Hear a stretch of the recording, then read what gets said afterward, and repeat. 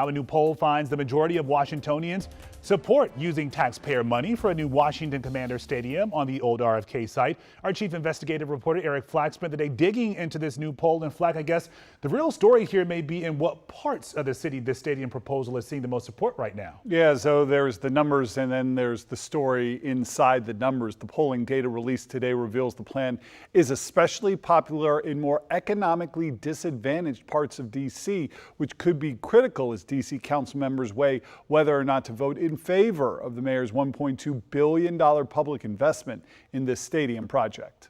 The Washington Post's George Mason Shar poll found overall 55% of D.C. residents were in favor of the plan to spend tax dollars to help build a new football stadium for the Washington Commanders on the RFK site. Not surprisingly, 70% of people who said they were Commanders fans favored the idea, compared to only 27% who identified as not sports fans. Support for the $3.7 billion stadium proposal, which would include a record $2.7 billion in private investment, gets even higher in the parts of the city that stand to benefit most from redevelopment of the RFK site, which spans the northeast and southeast divide. The poll found 63% of Wards 7 and 8 favor the stadium proposal. RFK is located in Ward 7.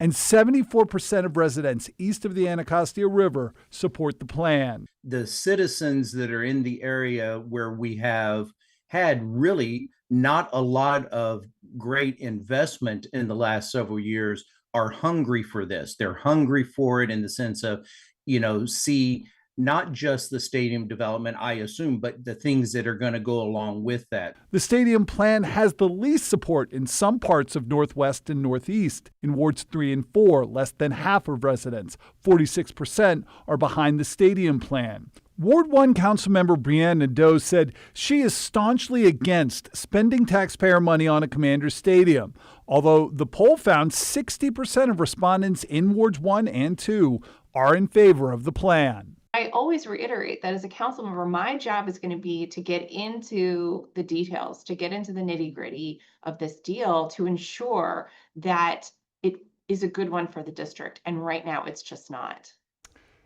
Today's poll results are in stark contrast to similar polls taken in recent years. In 2022, a Post poll found 30% of D.C. residents favored using tax dollars for a new stadium.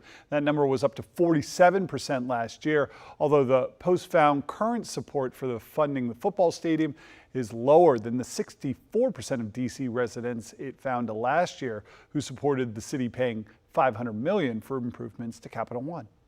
From Ward 7, Councilmember Wendell Felder, this is where the stadium would go. And he says Ward 7 needs something. They need this sort of development. Yeah, and people are saying, look, we have built up other parts of the city for years and years. It is our turn. Yeah, okay. We'll see what happens. Flack, thank you.